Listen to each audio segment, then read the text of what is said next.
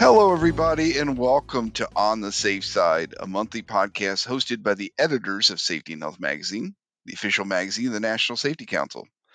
This is Alan Ferguson, Associate Editor at Safety and Health, and with me, as always, are my fellow Associate Editors, Barry Bettino and Kevin Drewley. This is our April 2023 episode, number 38 all time. Wherever or however you're listening today, thank you so much for spending some time with us. We really appreciate it. We know that many of you have had a unique journey into the safety profession, and we want to hear more about it for our My Story feature in our magazine. Submit your personal stories about how you got into the safety field by emailing us at safehealth@nsc.org. And just so you know, you can view past My Story entries and catch up on all the other news from around the safety world on our website, safetyandhealthmagazine.com. In this month's episode, Barry will take us on a deep dive into his feature story on workplace fire drills. We'll also be joined by the National Safety Council's Lori Guasta to talk about fatigue in our latest installment of 5 Questions With. And the three of us will also share lessons learned in what else? The What Do We Learn segment. Is everybody ready? Let's go.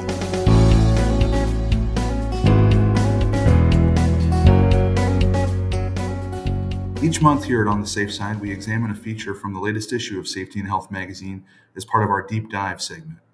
In our April issue, Barry writes about workplace fire drills and how practicing them regularly can help employers and workers be prepared and safe if the fire alarm sounds in a non-drill situation. So Barry, could you please affix those anti-fog goggles for a secure fit and lead us on this latest deep dive? Surely, Kevin, and thank you kindly for the introduction. So, when talking about fire drills with sources for this article, several questions became pretty obvious. When a fire alarm goes off, will your workers know what to do? Will they take it seriously? And for safety professionals, will the time and effort that you put into your emergency action plan pay off? Fire drills, first and foremost, should be a key part of any emergency action plan. And Butch Browning, who's the executive director of the National Association of State Fire Marshals, said that fire drills are one of the most important things you can do in safety. And he said the whole purpose of a fire drill is to facilitate quick and accessible egress out of a building in times of emergencies.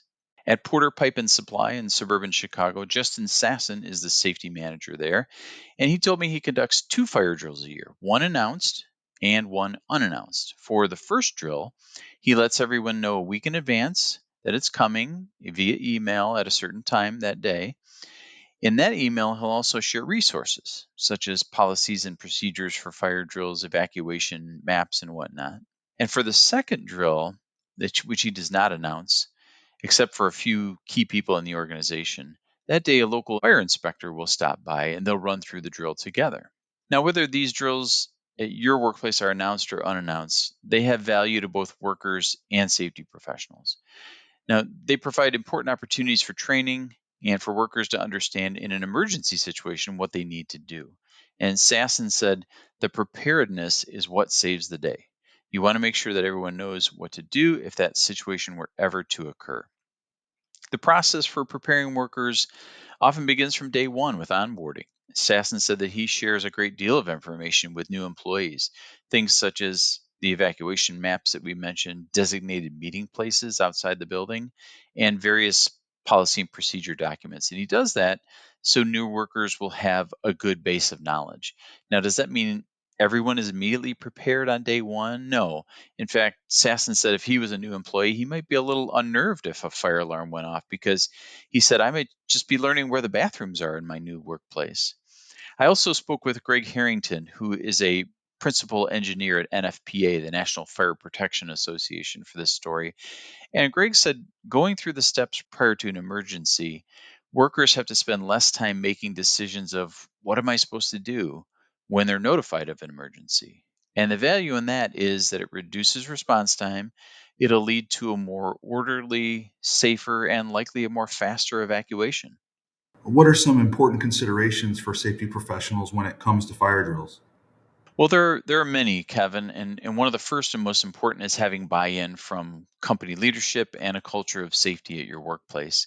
And Greg Harrington from NFPA, as I mentioned, he said if your company's CEO or president isn't bought in and they don't feel like they have to take part in fire drills, then really why should anybody else feel like they have to take part? So that culture of safety can go a long way toward making sure everyone is prepared. Another thing that safety pros need is a group of allies, folks who are going to jump in and offer a hand during fire drills. An example of that from Justin Sasson at Porter Pipe and Supply is that his safety committee members are among a group that he calls sweepers. And these are folks who will grab a two-way radio when the alarms go off and or use their cell phone to sweep certain areas of the building and make sure everyone is out during a fire drill. And Sasson even said that frontline managers and company leaders will jump in and assist as well during those times. This is especially important, guys, for larger facilities. For example, Sasson works at a location that's about 300,000 square feet. And he said having some extra sets of eyes and ears can be extremely helpful. There are also unique aspects to consider for employees who have disabilities and need some assistance exiting a building. Sasson said that he has 3 colleagues, in case someone is on vacation, who help an employee with a disability to ensure their safe evacuation from the facility. And also having a good working relationship with your local fire department and emergency responders is another plus.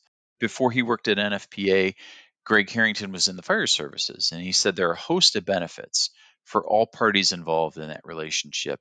For example, if you invite your local fire department over to your drills, that can ensure that they know what the building looks like, how it's laid out, where the fire hydrants are located, how they can tie into the sprinkler system if your building does have a sprinkler system. And also, it allows them to get to know the key people in your organization. So, Barry, how can safety professionals ensure that their workers are ready? Well, regular drills are certainly helpful, Alan. And as far as the important parts of those drills, you have to make sure that workers know where they will exit the building, where the fire extinguishers are located, and where to meet up after exiting the building. One helpful tip in the story that Justin Sasson mentioned was that they picked out landmarks as meeting spots. For example, there's a pond on their property. One of the meeting spots is a pond. There is a large planter box out in the front entrance of their facility, so that's one of the meetup spots. And he said those images really stick with people when they're exiting the building. Oh, I have to go to the planter box. Oh, my group meets by the pond. So that's always very helpful. If something goes wrong during a drill, Justin Sasson said he'll never call out people individually. Instead, he refers to those moments as a quote unquote coaching counseling moment. And the sources we spoke to provided a number of different coaching options as well. So what Sasson will do is he'll walk the floor at his facility and he'll just ask random questions to workers about where would you exit if the alarm sounded right now? Things like that.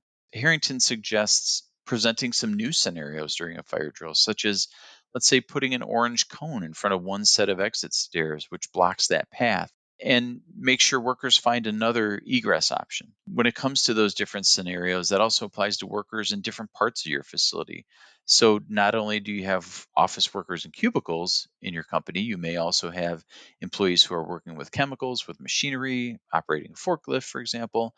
And workers in all those scenarios need to know things like making sure they contain any chemicals before exiting, lowering a load on a forklift before you exit the building, or shutting down a machine before evacuating. There are plenty of additional details in the story, including some best practices and guidance relating to fire drills and what safety pros can learn from a post drill review. One other thing I wanted to mention is that NFPA and OSHA both have standards related to fire drills and emergency action plans, and you can check those out in the magazine version of this article. This didn't make the story, but Butch Browning mentioned that fire drills, if we all remember, have been an important part of all of our lives, starting from a young age at school. And in the work setting, these drills are no different. They prepare us to evacuate safely and orderly. And he said, whatever plan you have to get people out of a building to reach safety, it all centers around a drill. Well, thank you, Barry, for your work on this story. There definitely are lots of takeaways for the audience for sure. And like you say, these drills are things that people have identified with for a long time, well before their working lives. If you want to read more about this or other topics, as well as news from around the safety world, please check out the April issue of Safety and Health magazine or visit www.safetyandhealthmagazine.com.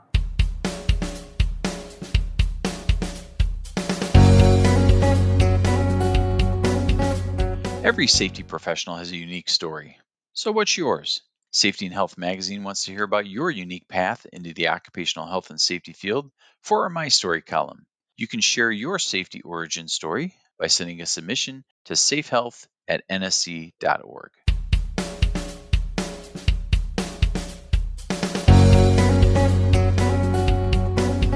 We're recording this episode on the cusp of daylight saving time, when springing forward might actually mean falling back or adjusting to the lost hour is concerned. But fatigue impacts workers in our overall daily lives beyond just one of the 52 weekends a year. Here to share more about fatigue and its many signs and forms is Lori Guasta, Senior Director, Consulting Services at the National Safety Council. Lori brings more than 20 years of experience to the field and this podcast, and her career before NSC includes time at NIOSH. Lori, we welcome you to the podcast and thank you for joining us on the Safe Side. Thanks for having me. Happy to be here. Well, Lori, the fatigue webpage on the NSC website has a tagline of "You're more than just tired." So, with that, what can you tell us about the symptoms of fatigue beyond merely yawning? Yeah, sure.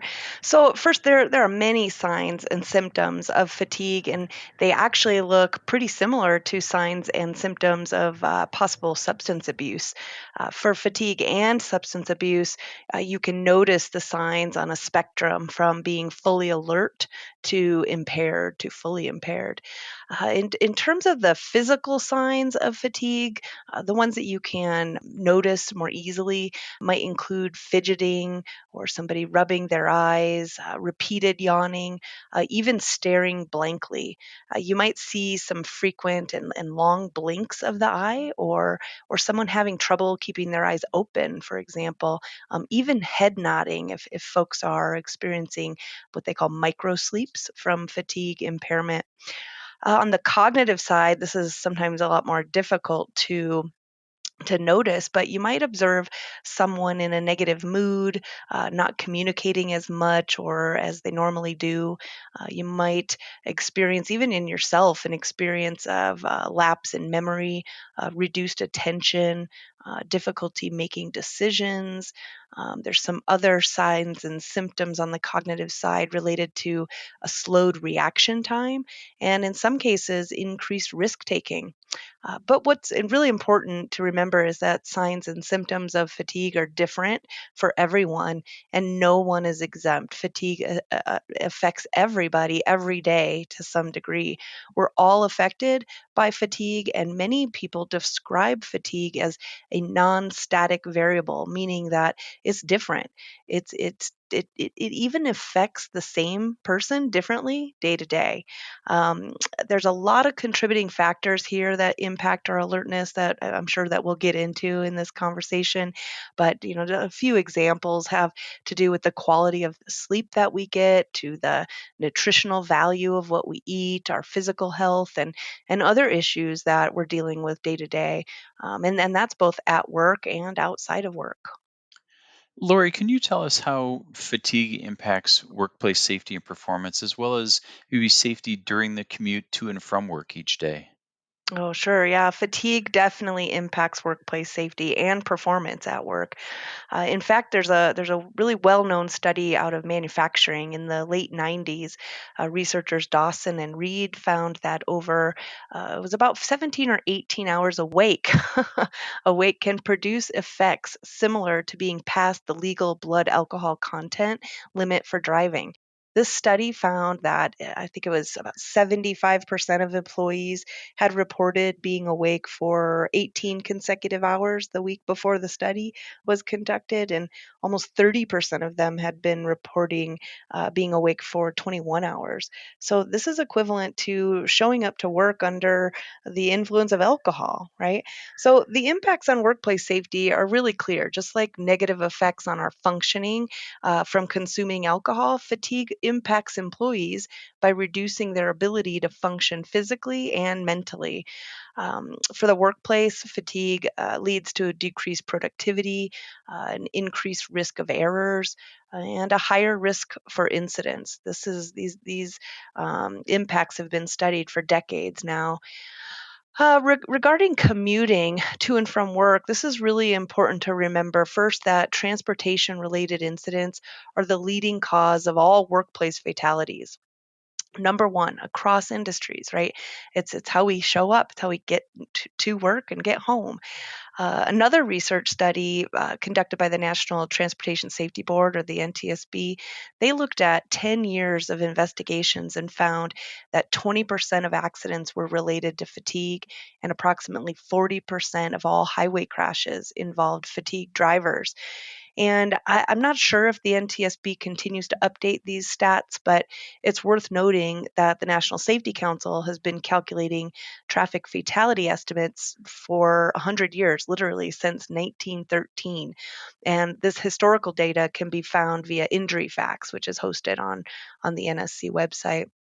And then I really wanted to point out on that, unfortunately, the present day realities concerning transportation are really grim. Just yesterday, NSC shared a press release reporting approximately 46,000 motor vehicle deaths in 2022 alone. And compared to pre-pandemic 2018, the mileage death rate has increased nearly 22%.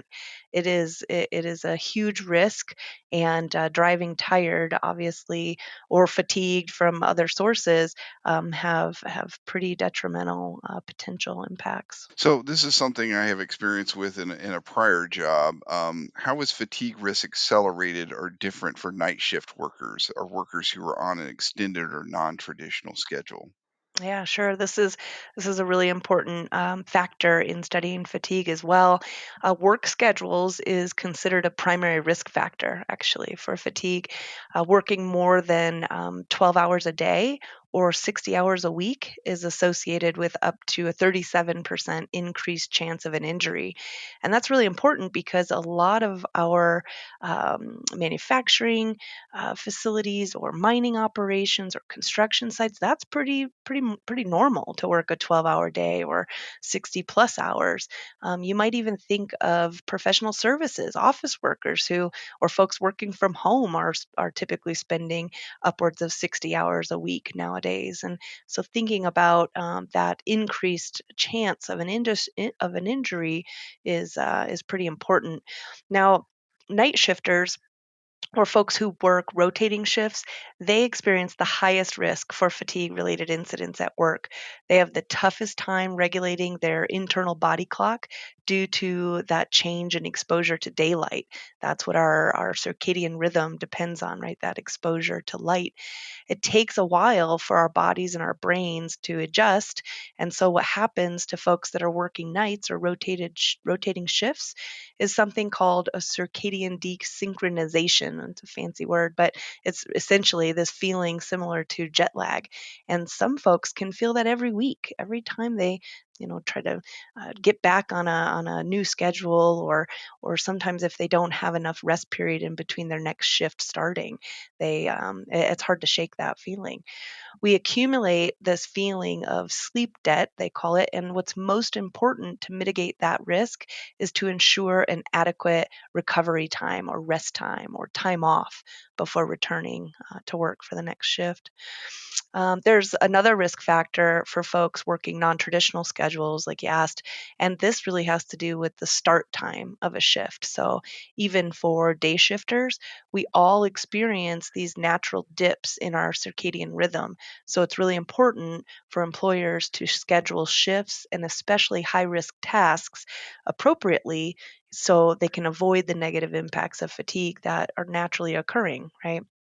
Uh, in a 24-hour period, most people experience these fatigue dips just after midnight and just after lunchtime, or mid-afternoon. So that post-lunch slump is real. It's not a myth. There's actually a lot of science to back that up. Where can employers begin to take steps toward managing and mitigating fatigue risk among workers? And also, what habits can workers adopt during waking hours and around bedtime that might boost their quantity and quality of sleep? Sure. So I'm really glad this is a two-part question because it really takes this notion of a shared responsibility or a shared responsibility approach to properly manage fatigue. Employers are responsible, we all know, for ensuring a safe work environment, but workers have to do their part as well. They have just as much responsibility to manage their lifestyle behaviors that might negatively impact their fatigue or their alertness at work. And I'll try to answer this worker habit question first.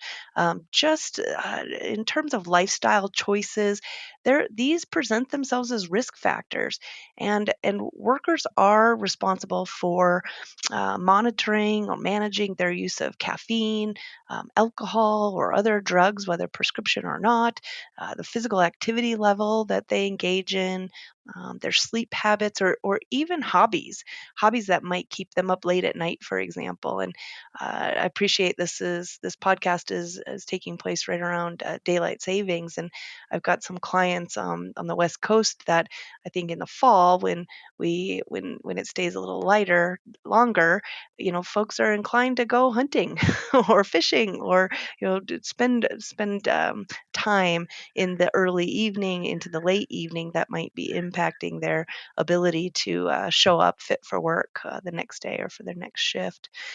In terms of sleep hygiene, it's really important to limit caffeine.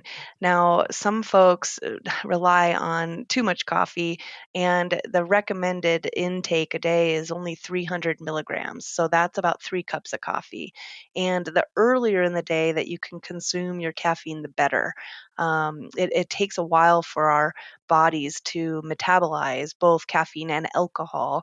And so, the earlier, the better. I'm not suggesting you drink your alcohol in the morning, but you should definitely have an alcohol curfew as a protective habit for sleep, right? So, like I said, it takes a while for our bodies to metabolize those two substances, and they're both known to interrupt our sleep. So, let's see. Finally, creating a sleep sanctuary, they say, is a really good habit. So avoiding blue light, like you get from your phones or TVs, other electronics, is really important before you attempt to sleep. Keeping your bedroom cool and dark are other helpful tips to promote good sleep as well. Um, let's see. Let's go back to what employers can do. So I'll give a shout out. About 5 years ago, our own Emily Whitcomb, who's currently the director of innovation at NSC, she worked really hard to stand up this fatigue initiative, and they produced a lot of great guidance and tools to help employers take the proper steps to manage and mitigate fatigue risk. And all of these resources are available on our website in a pretty cool fatigue toolkit for employers. Several things that employers can do to mitigate the fatigue risk in their workplace. First, employers should definitely provide health education and wellness programs that help their workers better understand the risks that they're dealing with. One specific area has to do with sleep disorder screening. This is becoming a more common part of companies' wellness programs and can help identify medical related solutions to worker fatigue. I was really interested to learn just a few years ago that there are, I think, upwards of 20 diagnosable sleep disorders, and some of them don't require screening overnight at a hospital. So if you have trouble sleeping, definitely talk to your doctor about ways to get screened. They estimate about 70 million Americans are diagnosed with a sleep disorder, but about 25 million Americans are thought to be dealing with a sleep disorder undiagnosed. So this is really important for us all to consider. Employers can also ensure that workers have access to employee assistance programs where they can consult confidentially with third party support systems or providers to help them deal with stressors in their life that could be impacting their fatigue and alertness. There's a lot of confounding factors and contributing factors that can lead an employee to feeling fatigue, and this is part of that shared responsibility where employers can provide assistance through those EAP programs. Let's see. Another element of NSC's fatigue toolkit has to do with policies and practices, and this is really concerning the structural impacts to fatigue. It's really important to institute daily and weekly limits on work schedules and shift returns, as well as scheduling high risk tasks outside of known fatigue zones. So, I do a lot of work in the mining industry, and I have a client there in the Midwest that has just instituted a fatigue friendly schedule. So at 9 hours on shift, workers are instructed to clock out, and workers are really mad about that. That impacts their overtime and their earning potential. But from an employer's responsibility standpoint, it reduces the risk for an injury, an incident, or God forbid, a fatality. So that's one thing that workers can do or employers can do for workers to keep them safe. They can also arrange breaks strategically. They can make sure that effective countermeasures are provided for employees to help them better manage their own fatigue. Areas where folks might be able to lay down to take a quick rest or a nap is important. Having access to clean, cold water is important, or healthy snacks instead of filling vending machines with candy bars and high carb snacks. It really gets back to that shared responsibility concept. How can both parties come together to mitigate this risk that we're all dealing with? A final but really important step that I think employers should keep in mind has to do with both collecting and learning from relevant data. So, companies should be first always asking employees for their feedback. They can review incident data, look for trends related to fatigue, related to incidents. There are also a lot of new fatigue detection solutions in the marketplace, and those could be used as a safeguard to prevent fatigue events before they happen. Lori, could you tell us about some emerging topics, research, or other attributes of the fatigue initiative at NSC that our listeners should know about? Sure, yeah, there's a lot of attention given to fatigue and related topics right now. NIOSH has a lot of great resources. For over 10 years, I believe they've been promoting this concept of total worker health. And this really does well to bring attention to areas that are less physically tangible, I guess I would say. So total worker health, this concept seeks to connect the impact of health and worker well-being to what we've traditionally focused on in health and safety, to be more related to physical safety. Okay, so we know though that there are a lot of intangibles or things that happen outside of work that affect our alertness levels and our fatigue risk at work. So I'm really happy to see this attention to fatigue. We do see some industries, transportation related industries mainly, that have regulatory standards that guide practices in the workplace to protect against the risk. But I really believe that we'll see mandated regulations in this area for all industries, and I think they're needed, right? I'm really proud of the impact that NSC has made over the years in raising awareness around fatigue risk and also providing the guidance and the tools to help employers ensure a safe working environment for their employees. In fact, since the fatigue initiative was stood up about 5 years ago, some additional work has been done to help employers tackle this issue. NSC has really done well to help shape a new understanding around fatigue, and it's related to this broader topic of impairment. So, fatigue is just one factor contributing to impairment risk, and we're finding that there are a lot of other interrelated issues, including mental distress, health. Medical health and just personal well-being that may be playing a role here. Just last year, I helped the impairment practice area with a project to identify impairment detection technologies that employers might consider implementing or trying out for workplace safety. We found 15 different technologies that could detect impairment caused from multiple sources, including fatigue. And the majority of them were developed around this effort of mitigating fatigue risk. And now they're realizing the benefit to detect impairment from multiple sources.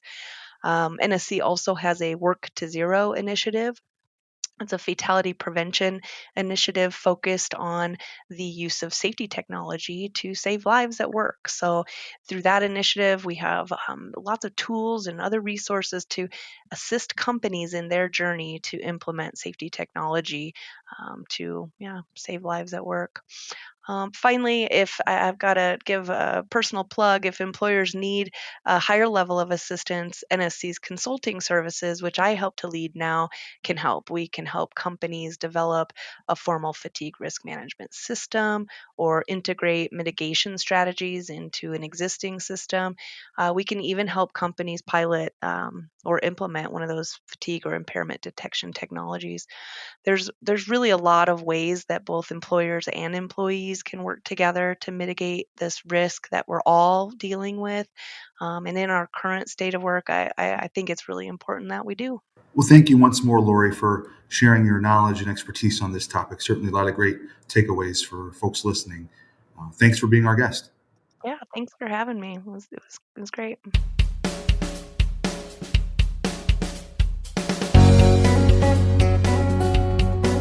As we approach the end of this episode, it's about that time to discuss what we've learned in the past month, whether on the job or off. And to get things started, I will talk about the Biden administration's budget request that came out here in early-ish March. Yes, the Biden administration is seeking a budget increase of more than $106 million for OSHA and about $40 million increase for enforcement and a $23 million increase for federal compliance assistance.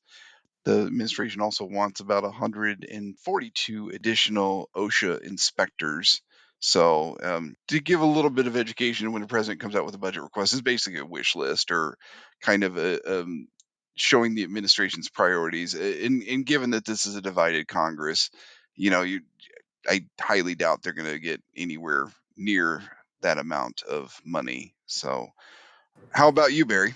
Well, Alan, it's pretty apropos that you, a native of Memphis, Tennessee, throws it to me for this portion of our podcast.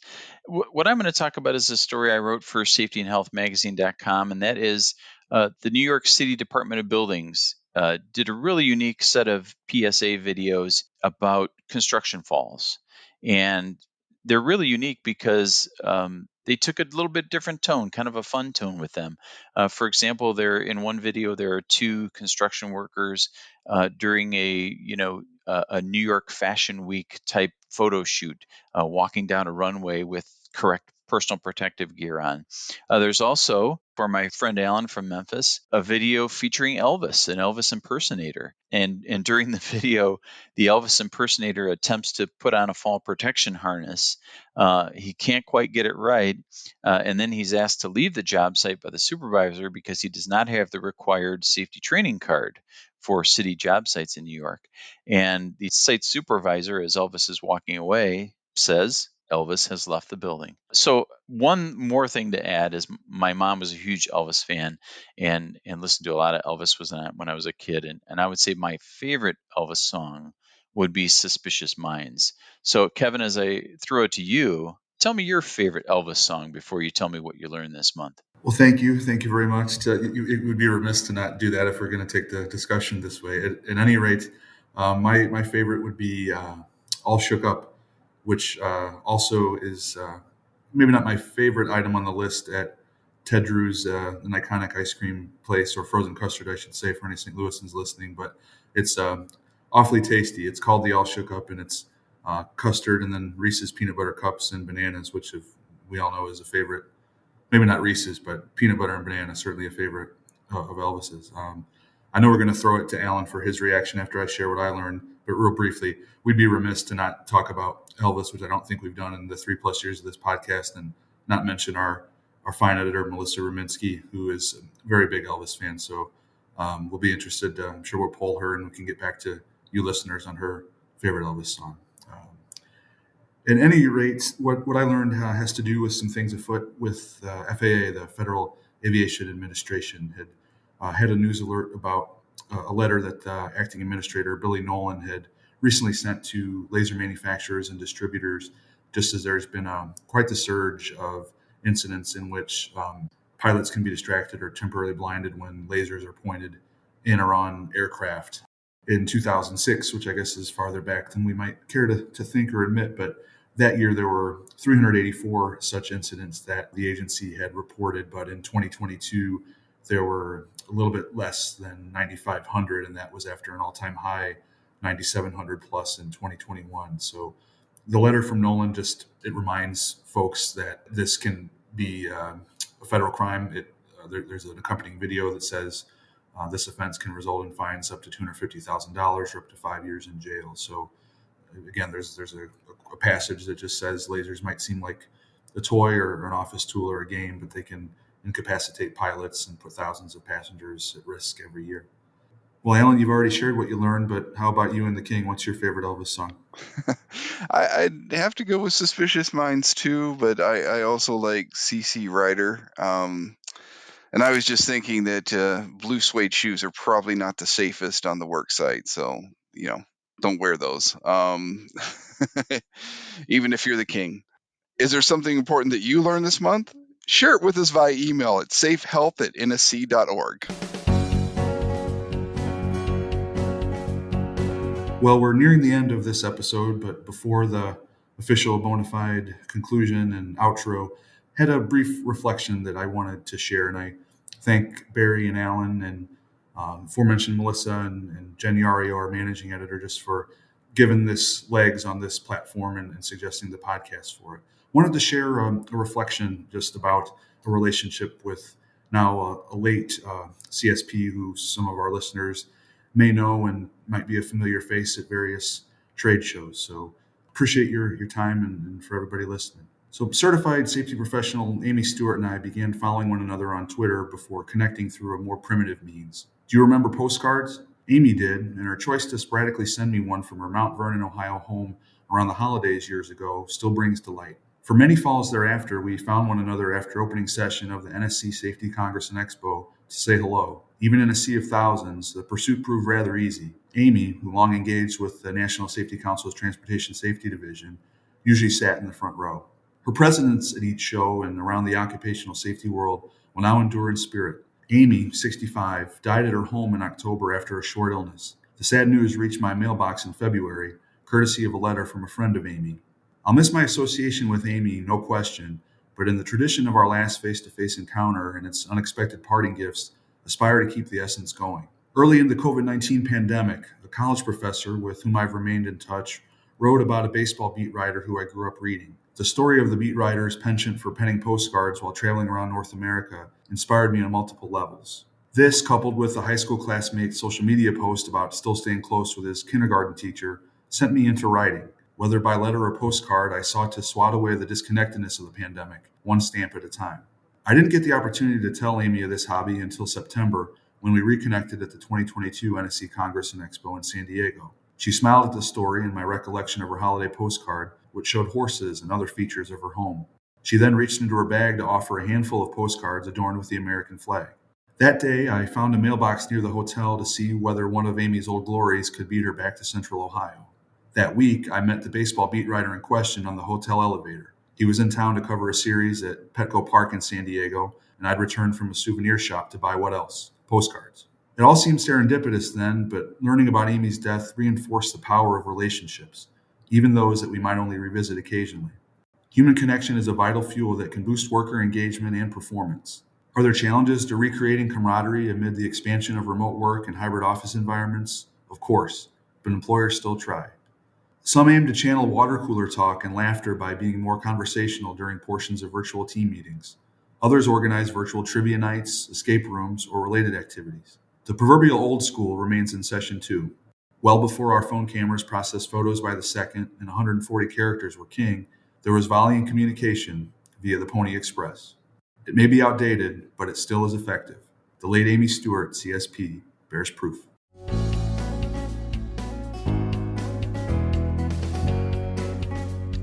Thanks for joining us for this month's episode. Listening to Kevin's thoughts about Amy Stewart make our team here at On the Safe Side appreciative of the connections we have with all of you, and we thank you for that.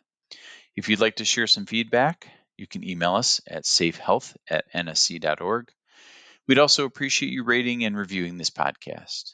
To find stories such as our feature on fire drills and all the latest news from around the safety world, visit us online at safetyandhealthmagazine.com. Also, make sure you follow us on your favorite social media channel. You can find us on Facebook, Twitter, Instagram, and LinkedIn. Original music for this podcast was composed by Steve Maslin. Thank you, Steve. Big thanks to all of our NSC colleagues behind the scenes who make this podcast go every month: Ryan Gruntish, Amy Bellinger, Debbie Meyer, Paul Walensky, Karen Lord, Melissa Riminski, and Jen Yario. We'll be back next month to have more safety-related discussions, talk to trusted voices from around the profession, and hopefully make you smile a little. In the meantime, please stay on the safe side.